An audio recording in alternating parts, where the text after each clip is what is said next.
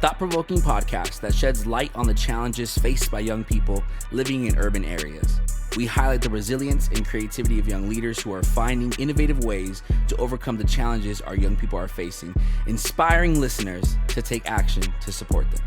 This is A Different Cloth. Welcome back to A Different Cloth Podcast. What's going on? Energy, let's go. We are your hosts, Angel, Jose. We are back, episode 3. Excited to be here.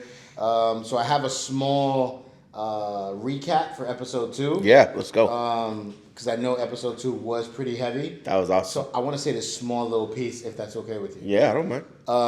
So I was contemplating the episode after we shot it, obviously, and I was thinking about it. And I'm like, man, I wonder why I feel the way I felt. And maybe like a little small coaching session. I was thinking, what if it's because of the way I grew up, my past, and how I constantly saw pain, not only in my family, but in other people, like in my neighborhood. So when you grow up in the projects in New York, everybody's on top of each other. So you see everybody daily. Yeah. Like you hear the arguments, you like hear the crying and the devastation or whatever. And I remember like when young people used to pass, I mean, I think I was about 15 years old when my friend passed away in front of me. And I remember how bad that hit my school and my neighborhood and stuff like that. Yeah. And I guess I wonder, like, with not wanting pain or not wanting to endure it, or like that conversation of not wanting my wife to feel that, like derives from constantly seeing that as a young person. Yeah. Yeah. I mean, 1,000%. Yeah. I mean, the only hard part about a thought process like that is that pain is inevitable. Yeah. And you could be causing more pain by trying to avoid pain. Yeah. Than you could actually embracing the fact that it's going to be here, and how do you process it, right? Like, with something we talk to students about all the time, right? It's like, you know, the one thing that every person who will ever listen to this podcast has in common is that we all experience pain. Yeah. There's no way around that. Yeah. Not at all. Now, some people have deeper levels of pain and trauma and the things they grew up in, and it sounds like that's kind of what you're communicating, and then that does make you want to never experience that again. Yeah. Right? But it's impossible to never experience pain unless you go lock yourself in a closet with mattresses all around you, and even then you would have the pain of isolation. That's good. So, like, you know, it's just impossible to never experience pain. But I do get the sentiment of that. I experienced a ton of pain as a kid, which is why I see things very black and white. Yeah. So I'm like, I'm either all in or all out. So it's either like, when it comes to conflict or pain, I either am diving in, I'm like, let's deal with it and let's have the conversation, or I will avoid it like the plague. You know what I mean? But like, there's no in between or middle ground for me because of the level of pain that I've experienced growing up. And so, no, I get that for sure. That's good. No, I appreciate you. Yeah. All right, so I kind of want to pivot a little bit now. Yeah. Also, a thought process I had driving home, because I have a very lengthy drive home. So that's what I sit. Welcome to Cali. That's where I sit with my thoughts. But I also, there's a habit that I'm trying to break, or I am breaking, walking into this new season in my life, especially with transition, is the celebrating part. I feel like I'd never really celebrated myself because of seeing my friends and family in pain. And I didn't want to be that guy to be like, oh, look what's happening for me, when I know it's not happening for you. Yeah. You know, there's a coaching term for that. Okay. It's called survivor's guilt. Okay. It's the fact that you survived and that you did make it, and now you feel guilty because of it. Okay. And like, that's a real thought, a real feeling. I resonate deeply with that. I mean, you know, like, I just moved and that was hard for me to embrace, because we moved into a nice area, a very nice place, like, and I struggled like deeply with, is that okay for me? Yeah. Which it sounds like on the celebration side, that's something that you're processing too. Like, is it okay for me to celebrate? Yeah. What has happened since you processed that in your mind on your ride home, which was only a couple of days ago? Yeah. But what has happened in your mind since that thought process about you celebrating? Yeah, so I created this. I didn't create it, but I read this somewhere, and I'm doing it with a friend who also has like a similar mindset. So we're holding each other accountable. So I have my alarm set for 8 p.m. every day, and at 8 p.m. every day, I text him 3 things I'm grateful of, and I celebrate those 3 things. Okay.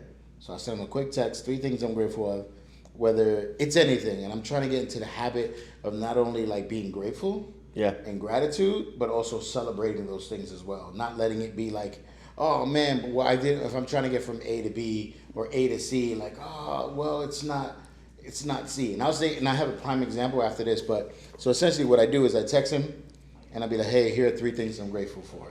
And it could be something small like the cup of coffee I had today, the conversation I had with my wife, and my son's laugh.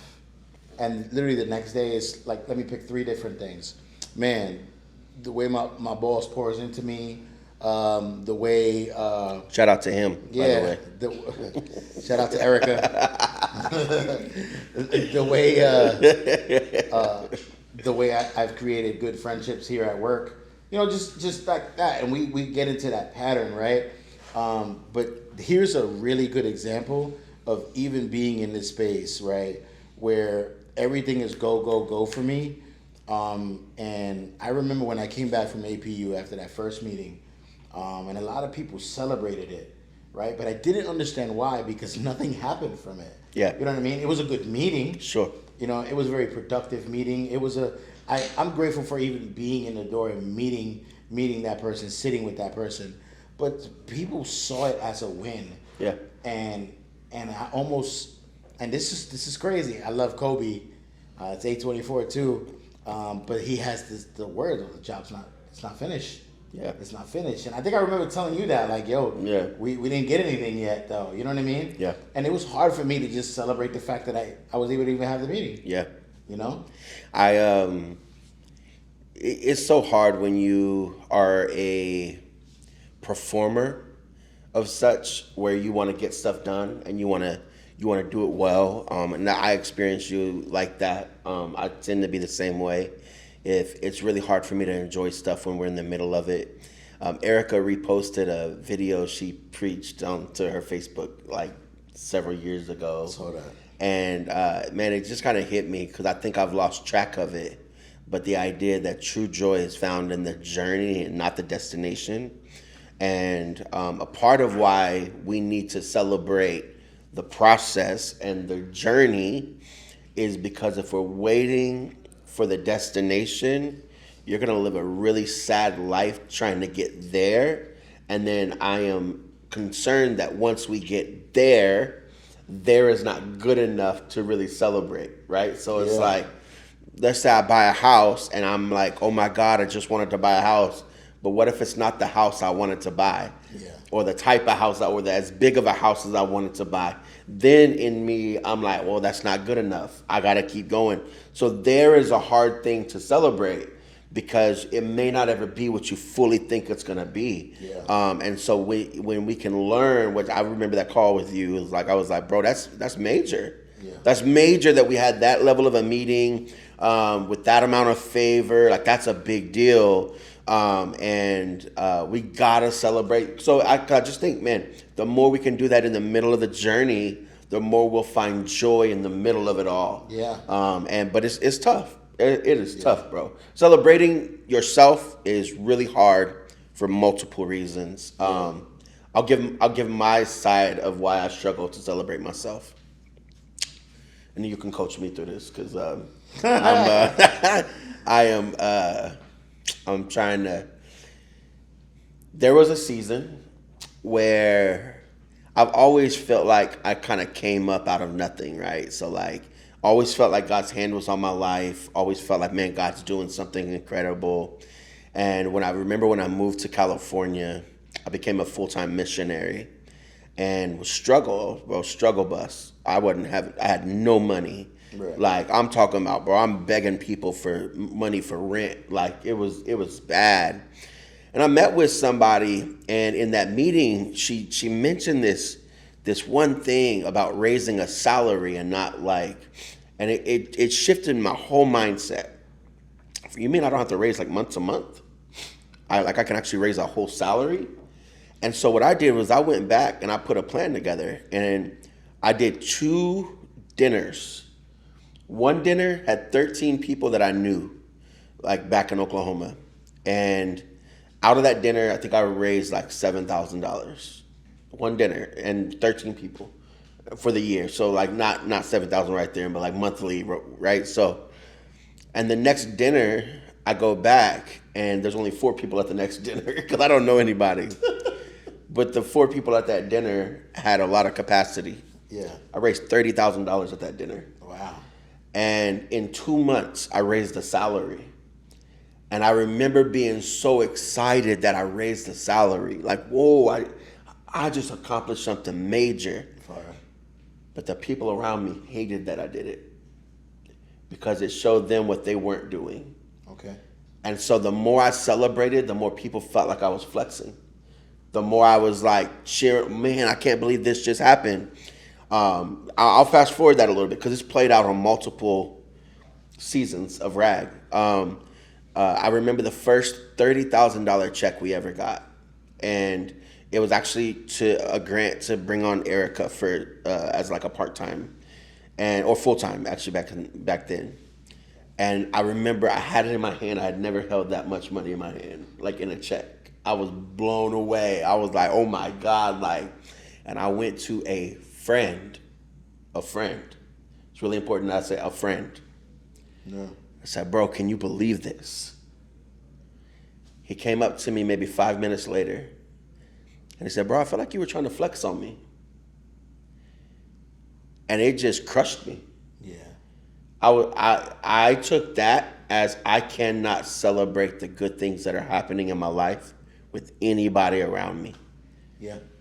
That was tough. That's why I struggle with the celebration conversation. Yeah. I mean, I know you want me to coach you, but I also, well, because right before you said that, I was going to talk about how I struggle with it as well. Yeah. But the reason why I struggle with it is because I remember someone telling me when I was younger, like, don't be flashy, you don't boast. You know what I mean? Like when you get something, like be mindful of it, be grateful for it, but don't put it out for the world to see and all these things. 'Cause, and it was almost like having to shelter what I've been given, right? And the blessings I've been given. Like you don't post the good things that happen to you like that because whatever the case is. And I remember this attitude of like I guess like this characteristic of people growing up this way, like, hey, like, yo, the flex, you're trying to flex part. And I wonder if it's because growing up, it was almost like only one person could make it out of the hood. Yeah. You know what I mean? Like for sure. I could count on one hand the amount of people I know that made it out. Yes. And it's just like, how many of them were in athletics or acting or like none? None? Oh, great. One. So for me, that's all I saw was that world make it out. Yeah. Like outside of that, people didn't make it out. No, I'm talking about making it out where even the small things like, yo, I work for T-Mobile now and I made it out. You know what I mean? Like just the small things like that. Yeah, that's good. But you didn't celebrate it publicly. You didn't throw it out there just because like you knew that wasn't other people's situations. So I guess this is something we're processing together now, right? Because how do I move in a way where what was said to me I don't say to my kids? You know what I mean? What was said to me, I my son went up to me the other day and he's getting really good at Pac-Man. You know what I mean? Like in the beginning, he just like he used to like just getting eaten by the thing. So he used to just run right into it like, yeah! But now he's understanding the concept of like grabbing all the like little points and all the little features that it has, and he's getting it. And now what I noticed after a month, he's keeping track of his score, right? So he realized he played a game and his score was like at 1,000. That's like very base level. I love you, bro. But but he made it to 2,000. And he said, Daddy, look, I made it to 2,000. You know what I mean? And in my head, I was like, yo, that's good. Like, I'm proud of you. You know what I mean? Like, that's fire. And me and my wife were, like, excited about it. And I'm like, man, like, what happened from childhood to, like, adulthood where we just stopped doing that for each other? I have a thought on that, bro. I'm processing. Yeah. Where mine came from, where that sounds like what happened between childhood and I think both consciously and subconsciously, people have made, and this is going to be probably a very slippery slope and a fine line to walk, but I'm gonna do it anyways, because I know some theological circles really hold true to this, and so I'm aware of that. But I think people, both consciously and subconsciously, have made a vow to poverty. It's a vow that says it's not okay for me to have. Yeah. It's I have to perform less. I have to have less. I have to be less. So if I attain the stuff, if I get the wins, if I accomplish the things, then I at least have to downplay it. Yeah. Because if I don't, then it looks like I'm full of myself. And I think the challenge that I have, and I've never subscribed to a vow to poverty, even though I'm very clear and aware that there are theological circles that live in that frame of reference, and I'm with that. I just think that I genuinely serve a good God. Okay? Now, a good God does not mean that everybody needs to be a millionaire. It's funny because I feel like I feel the Holy Ghost as I'm talking right now. It's just funny. Not everybody needs $1 million.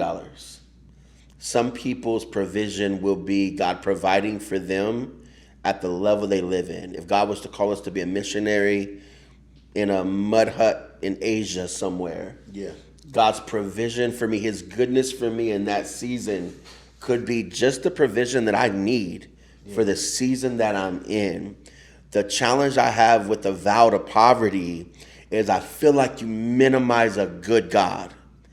And like you said with your son, as a father, you want to celebrate and honor and bless your son for the things that he was able to do, like for getting a high score. That's incredible. You don't ever want to be like, son, nah, that's too much. Don't do that again. Like, because that crushes somebody. And I think the problem that I have struggled with is even like subconsciously, I myself, the narrative thing we talked about, I have vowed to live a less than life so that I don't make other people uncomfortable. Either way, it's still a vow to poverty. I'm still vowing to be less than. And that's problematic.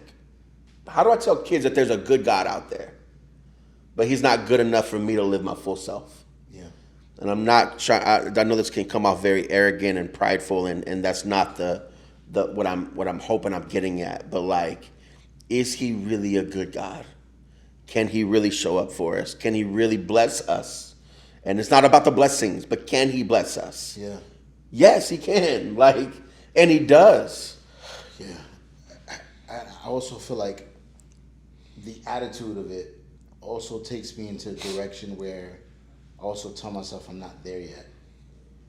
And because other people are not celebrating with me, or I minimize what I have, now I'm chasing this thing, me personally, where it's like accomplishment after accomplishment after accomplishment, but it's not enough because it hasn't shifted the world around me.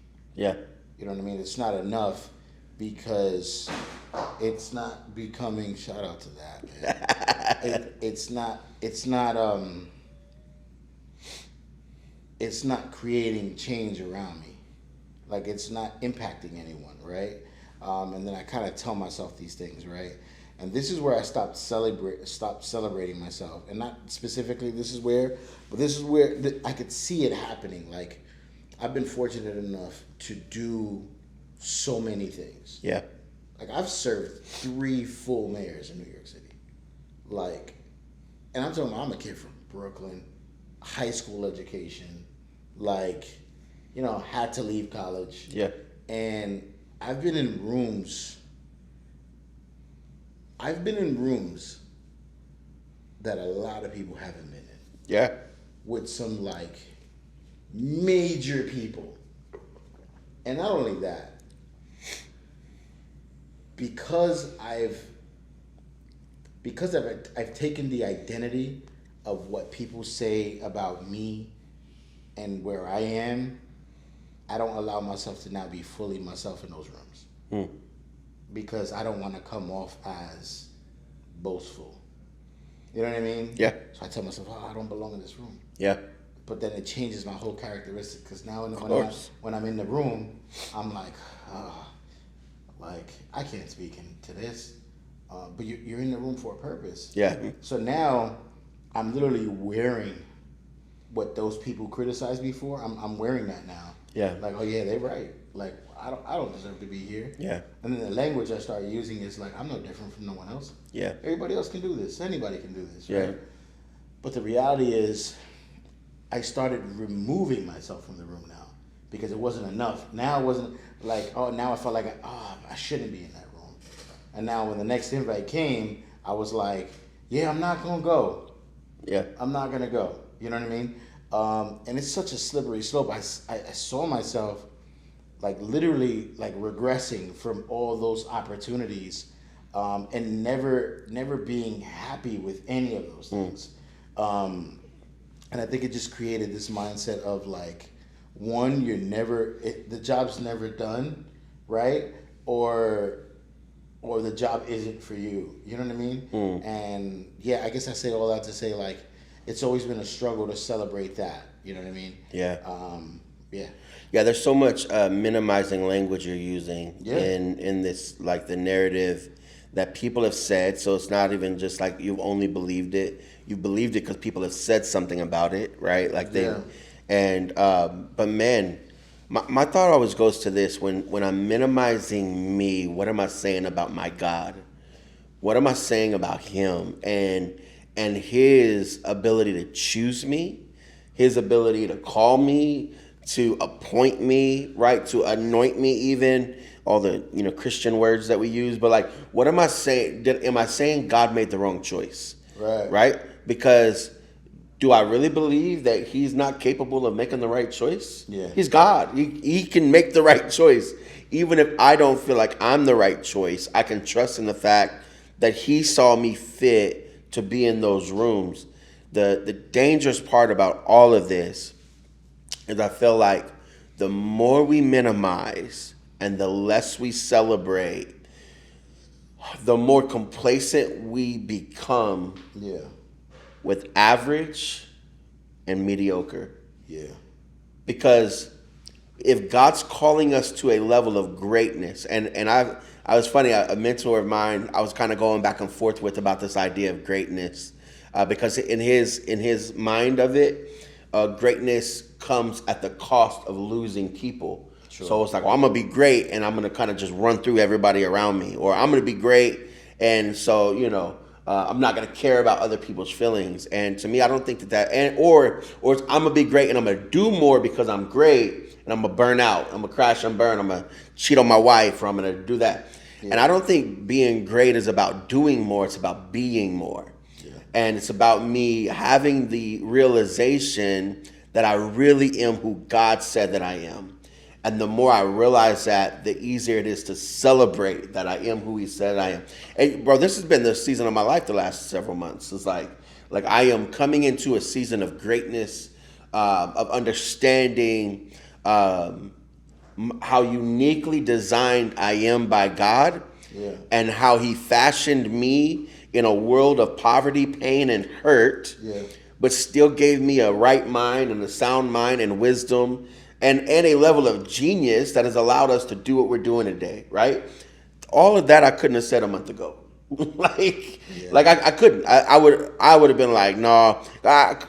Excuse me. I literally I said this recently. I was like, when I think about what Rag's done, none of it has been uniquely Jose in the sense of, I think anybody could do this. This just came from a good idea one day that I had, right? Yeah, but that's not true. But that's what I'm saying. But that was literally the minimizing life that I've lived. Like it's been like I am only I don't know, that's somewhere, but I'm only a mere mortal. Like I'm only a human, and there's nothing great, special, or unique about me. Yeah. And I just think that's me spitting in the face of the God that created me. Like that's me saying, hey, you got it wrong, guy. Like, you don't know who I am, and how do you tell your maker that he doesn't know how uniquely he designed you? Yeah. Anyways, yeah. Yeah. I feel like I'm kind of vomiting it right now, but that's fine. That's fine. No, it's fine because it's a needed conversation, right? Because what I want to get out of this, even for myself, is the understanding of. It's gonna sound pretty crazy, but it's gonna sound crazy because I'm not used to saying it. Say it, bro. Like, I've become comfortable speaking to certain people and saying, no, you definitely couldn't do what I do. You know what I mean? And it's not to boast, but it's like, bro, I also know the hard work that I put in on it. Absolutely. Like, I know what it took for me to even get there. Yeah. And you're telling me, I'm telling myself, anyone can do this? Like, no, that's unfair. I used to argue with people who used to give me shots and be like, oh, why don't you give anybody else a shot? And I used to make it like a racial thing. You know? Uh-oh. And I used to make it like a racial thing, like only one of us can go. Come on. You know what I mean? And you're trying to pick the best one. But then I minimized myself. Yeah. I devalued myself. Yeah. I removed myself from the room that the Lord put me in. Yeah. By saying, oh, any one of us can do it. Yeah. Yeah. How about those opportunities where you actually say, nah, I'm going to let my man go. And then my man goes, he messes it up. I'm like, he blew it. You know what I mean? I got to go. Fumbled the bag. Yeah, but it's like, it's understanding like, yo, by doing that, I'm also not stewarding what the Lord has given me. Come on, bro. You know what I mean? Yeah. By doing that, I'm also not like pouring into what the Lord is, you know what I mean? Yeah. Yeah, I have a question, but I have a statement it's kind of bugging me right now because it changed for me literally the last 2 months. This has shifted. I remember the awaken thing. That was literally what kind of started this awakening in me of like, yo, I really am him. Like, I was like that kind of was where it all began. Yeah. And what I realized, I remember in the middle of a conversation there, and I was given all the reasons why I should not be where I am. And here's what shifted for me, bro. And it brought it up because of the race conversation, because that was a major part of like why I felt like I'm a minority. Really, I'm a mutt. Like, I'm Mexican, Native American, white, and I grew up around all black people and in the middle of poverty. And, so I was just confused growing up. And I always wore that as, man, this is why I shouldn't be who I am. Yeah. And the thing that shifted for me, and I didn't realize it maybe even until this conversation right now, is that that's actually the very thing that makes me exactly who I am. Like the very things that I thought disqualified me were the very things God used to make me uniquely skilled in the places he was calling me to. Bro, I love, it is the funniest thing in the world that I get to go to. I've been to Asian circles to preach, Latino churches, I've been to black churches. I've been to white churches. I did a bunch of white summer camps. I've been all over the spectrum. And in my mind, my race always disqualified me. My upbringing, growing up in Tulsa, right where the Tulsa Race Massacre was, that always disqualified me because I wasn't black, but I grew up around all these black people. And so I just was very confused. But that was the very thing I watched God use now. Yeah. That was the uniqueness and the genius that he was. Like, God knows what he's doing. And I think God had to raise me up in poverty so that I would find a solution for it, right? Like, I had to be born into that so that way I could come out and learn how to get out so I can help others get out, right? It's the same idea of like a Moses growing up in Egypt, he had to get out first, right? But then now he can help other people get out. My question is, with all of this, I love the race thing because I think that's such a important topic, and I watch people wear that two different ways. Okay. Some people wear it as a victim of like, I can't because I am this, and I am guilty of that. I have on multiple occasions wore my race as the barrier that would keep me from walking in certain doors. Other people wear it as a badge of honor. That no, like I'm very proud of my ethnicity, my racial makeup, and who I am. Latino gang. Let's go. And I'm curious in all of this conversation of learning to celebrate, man, who God's created us to be, learning to enjoy the journey. What's been the hardest thing for you to be okay with about you? Let's talk particularly on the racial side of things, because I don't want to like, let's just gloss over that as if it's not a taboo topic, right? Yeah. What's been the hardest thing for you to come to terms with in light of your racial makeup and who God's called you to be? Yeah. The hardest thing I've had to deal with is that, it's going to sound a little selfish, but it makes sense, is the fact that I don't have to take everyone with me. You know what I mean? Like, I don't have to, like... Bro, teach me that lesson. That's a tough one for me. Like, I used to feel so bad. One, I definitely, I am on both, right? I feel of course. The victimizing part of the racial tension. I'm not oblivious to it. Yeah. But I also have been shown so many examples of people who have endured it and have accomplished so much. Yeah. So I also can't let that stop me. Yeah. I'm not gonna say that story. I was gonna say a story,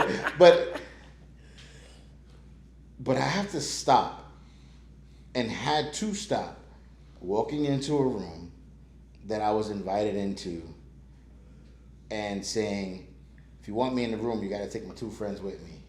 Wow. You know what I mean? Wow.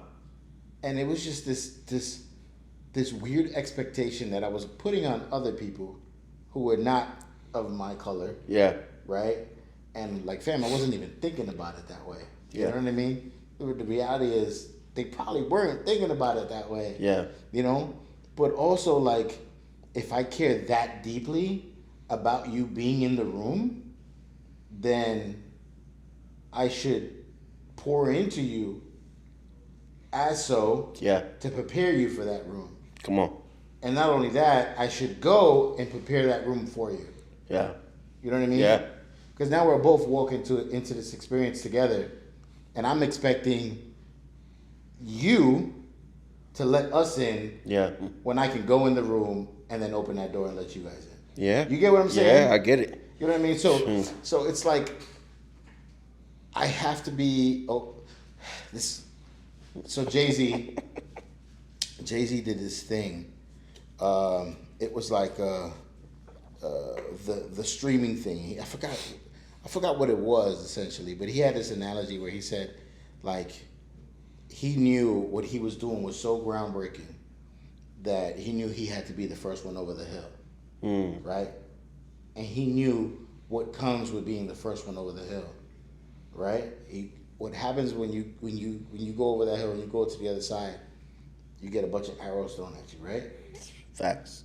But then it's your responsibility now and say, come back over there and say, hey man, they shooting arrows over there, you know what I mean? But without him going, they won't know how to prepare for that. Yeah. And if you remove yourself from going over that hill first, then you're also doing a disservice of preparing your community for that. Yeah. You know? Wow. So I literally had to stop taking people with me. Because then we would all crash and burn together. Yeah. You know? Yeah. And I had to be super okay with, you know what's so funny? We could pour into so many other people and be like, fam, no, he can't do that. You got to do that. Yeah. But we don't do it for ourselves. Yeah. You know what I mean? But if we really care about the mission, if we really care about the importance of having the conversation, and you know you can contribute, and you don't, you're at wrong. You're at fault. Yeah. So it's like, at least go into it knowing that you can contribute. I love it. And what you can do can possibly, literally can create. Yeah. You know, like change mindsets, really. Yeah. So. No, it's good. I want to kind of like bring it back to the thought of celebration, because I think where the conversation kind of naturally drifted to was race. But it was good because it's not learning to celebrate what you do. It's learning to celebrate who you are. Yeah. And the more you can celebrate who you are, who God's designed you to be, and the uniqueness of a creator that said, hey, this is my son, this is my daughter, and I put my stamp of approval on them, right? I think the more you can go over bridges and go over hills and take the arrows and then come back for a whole generation of people that then will come back after that, right? Like, I think those are vitally important, but in order to get there, you got to start by learning to celebrate who you are right now. What's one thing, man, somebody that's listening to this or watching this can do to celebrate themselves now, like today? Journal three things you're grateful for. Yeah. And celebrate it. One thing you can do to celebrate yourself, man, honestly, what helped me was writing down the small things. It's great. And then celebrating it. Like, really putting, like, pen to paper or notes in your phone and literally saying, like, no, that's cool. I'm going to celebrate that. Yeah. Even if it's for yourself. Even if other people have it, you celebrate it as well. I love it. You know what I mean? Like, celebrating the fact that you have that cup of coffee today. Yeah. You know what I mean? I've had 2 of them, so I'm celebrating. And you know what's crazy? I don't know how much time we got left in, and I'm probably, like, running. When I was in New York, do you guys watch In the Heights? Do you guys watch that out here? The I've movie? never watched it. The movie? Okay. So my guy, Anthony Ramos, shout out to you, my guy, Brooklyn Stand Up. He was in the Heights. Okay. And the biggest critics... He killed it in Transformers, by the way. Just saying. Let's go, Ron. I enjoyed it. Hey, Ron, if you're watching this, bring him on the pod. But he killed it in the movie. But the biggest critics to the movie were Latinos. It was us. And it was like, oh, but that's not our culture, or that's this and that's that. And we just couldn't celebrate the moment of, like, yo, we got there, fam. Like, we got there, right? And I remember having this deep conversation with somebody. He wrote, like, this big thesis on Instagram, and it was, like, destroying the movie because culturally a lot of things were incorrect. I'm like, yo, can't we just celebrate that man for one, being Latino, and having that movie have success, right? But now, here, I'm not saying the two are correlated, right? Yeah. And I'm not saying two are the same, but now we have a movie by a Puerto Rican director and I think a Mexican descent actor in Blue Beetle, and now it's like, yo, fam, like, In the Heights walked so Blue Beetle could run, you know what I mean? Like, we gotta celebrate that. Like, yes, this could have been, everything can look better.